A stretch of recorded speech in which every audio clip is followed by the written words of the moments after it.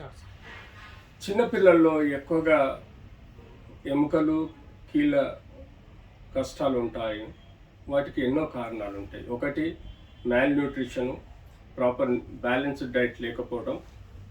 Ethiopia లాంటి కంట్రీలో, below poverty కంట్రీస్లలో ప్రాపర్ న్యూట్రిషన్ లేకపోవడం వల్ల vitamin D, calcium deficiency, rickettsial disease లాగా వచ్చే ఆస్కారం ఉంటుంది. అంతేకాకుండా కొంతమందికి ఎండోక్రైనల్ సమస్యలు, ఎండోక్రైన్స్ అంటే మన బాడీలో ఉండే కొన్ని గ్రంథులలో పారాథైరాయిడ్ డెఫిషియన్సీ వలన కూడా వీళ్ళ కాల్షియం అబ్జార్ప్షన్ సరిగ్గా లేకపోవడం, కాల్షియం ఫామ్ అవ్వకపోవడం వలన బోన్స్ డిఫార్మిటీస్ రావడం, బోన్స్లు ఇర్రెగ్యులర్గా పెథలాజికల్గా చేయడం, అంటే అందులో మన పెజెస్ డిజీజ్ కానీ లేకపోతే ఇతరత్ర బోన్ సమస్యలు రావడం, joint irregularities, deformities, congenital deformities కూడా వచ్చే సమస్య ఎక్కువగా ఉంటుంది. సో ఇందులో brittle bone diseases like bones ఇర్రెగ్యులర్గా ఉండడం ఇందులో చూస్తాం మనం ఎక్కువగా. ఎదుగుదలతో కొంత డిఫెక్ట్ రావచ్చు చైల్డ్ నుంచి టీనేజర్. అలాగే మెటబాలిక్ డిజార్డర్స్, మనము మెటబాలిక్ డిజార్డర్స్లో లివర్లో అయ్యే మెటబాలిక్ యాక్టివిటీ డిరైల్మెంట్ వలన కూడా మనకు కంజెనిటల్ డిఫార్మిటీస్ అంటే బోన్స్ ఫామ్ అవ్వకపోవడం, బోన్స్ ఇర్రెగ్యులర్గా ఉండడం, బోన్స్ డిఫార్మిటీతో ఉండడం, బోన్స్ అక్కడక్కడ సింపుల్గా బ్రేకేజ్ అవ్వడం లాంటి సమస్యలు కూడా మనం మెటబాలిక్ డిసీజెస్లో చూడగలుగుతాం. ఇందులో మనం ఎక్కువగా పిల్లలలో ఈ విటమిన్ డి డెఫిషియన్సీ అనేది మోస్ట్ కామన్. రికెట్షియల్ డిజీజెస్లో మోకాలు ఇలా వంగిపోవడం, మోకాలు కొనలు తేలిపోవడం. సో ఈ ఒక విటమిన్ డి కాల్షియం టెస్ట్ చేస్తే విటమిన్ డి 15-10 లోపల ఉండడం, కాల్షియం బిలో 8 ఉండడం. తద్వారా మనం తెలుసుకోవాల్సింది ఏంటంటే వాళ్ళకి న్యూట్రిషనల్ ఇంబ్యాలెన్స్. సో వాళ్ళని మనము ఎప్పుడైతే రక్త పరీక్షలు, ఎక్స్రేలు ద్వారా డయాగ్నోజ్ చేస్తామో వాళ్ళకి మనము సన్ ఎక్స్పోజర్తో వాళ్ళకి కొంత విటమిన్ డి అబ్జార్ప్షన్ అయ్యే విధంగా ప్రయత్నం చేయడం, ఓరల్గా వాళ్ళకు విటమిన్ డికి సఫిషియంట్ న్యూట్రిషను, అంతే calcium syrups, vitamin D syrups ఇవ్వటం వల్ల కూడా డెఫినెట్లీ మనం విటమిన్ డి సమస్యను అనేది మనం చేసుకోవచ్చు. అలాగే పారాథైరాయిడ్ హార్మోన్స్ యొక్క సమస్యలు ఉంటే వాటిని సప్లిమెంట్ చేయడం మనకు నెససరీ ఉంటుంది. అంతేకాకుండా congenital deformities, bone formation, rheumatoid arthritis, పిల్లలలో రుమటైడ్ ఆర్థరైటిస్ రావటం వల్ల అంటే వంశపారపర్యంగా వచ్చే కీళ్ళవాతం వల్ల చిన్న చిన్న కీళ్ళు వాపులు వచ్చేసి నొప్పి రావడం, మలచలేకపోవడం లాంటి సమస్యలు ఉంటాయి.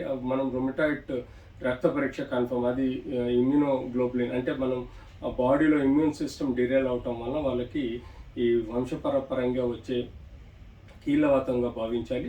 అలాంటి కీళ్ళవాతాన్ని మనం స్పెసిఫిక్గా చిన్నప్పటి నుంచి ప్రాపర్గా వాళ్ళకి కన్ఫర్మ్ డయాగ్నోస్ చేసుకున్న తర్వాత తప్పనిసరి పరిస్థితుల్లో స్టెరాయిడ్ థెరపీ, అంతేకాకుండా pain killers, disease modifying drugs కూడా ఇవ్వటం వల్ల వాళ్ళకి మంచి రికవరీ ఆస్కారం ఉంటుంది. బ్రిటిల్ బోన్స్ అంటే ఎక్కువ మనకు బోన్స్ ఫ్రెజైల్ ఉంటాయి, ఫ్రాక్చర్స్ అవుతూ ఉంటాయి.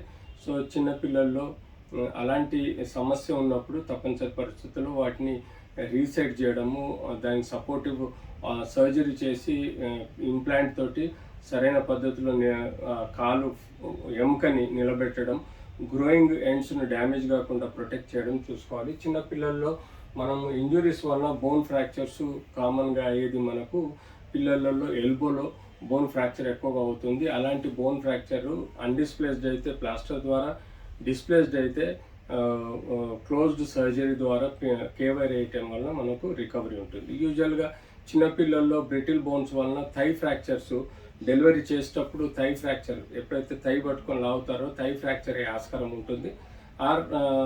పుట్టిన తర్వాత పడిపోవటం వల్ల ఆస్కారం ఉంటుంది. కాబట్టి అలాంటి ఫ్రాక్చర్స్ని మనం సర్జరీ అవసరం లేదు. యూజువల్గా ట్రాక్షన్లో పెట్టి కరెక్ట్ పొజిషన్లో పెట్టి ఈవెన్ ఒక 50% తేడా ఉన్నా కూడా దాన్ని యాక్సెప్ట్ చేయొచ్చు. ఎందుకంటే హైట్ తగ్గకుండా చూసుకోవాలి. ఒకటి 50% డిస్ప్లేస్మెంట్ ఉంటే కంగారు పడాల్సింది ఏం లేదు.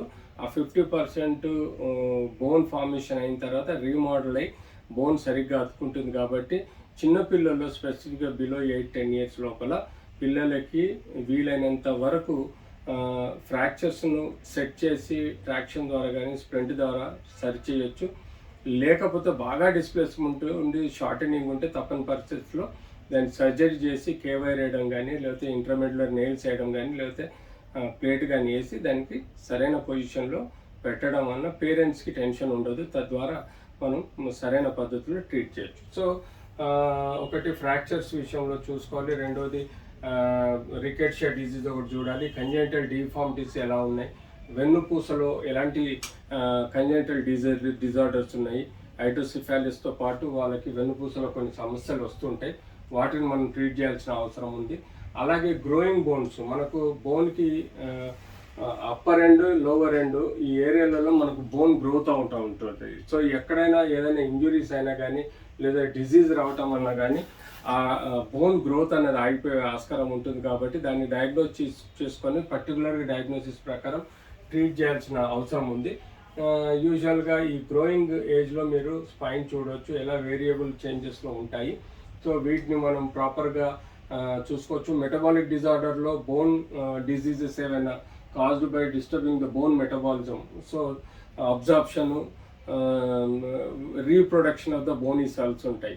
ఆస్టోబ్లాస్టిక్ యాక్టివిటీ, ఆస్టోక్లాస్టిక్ యాక్టివిటీ అంటాము.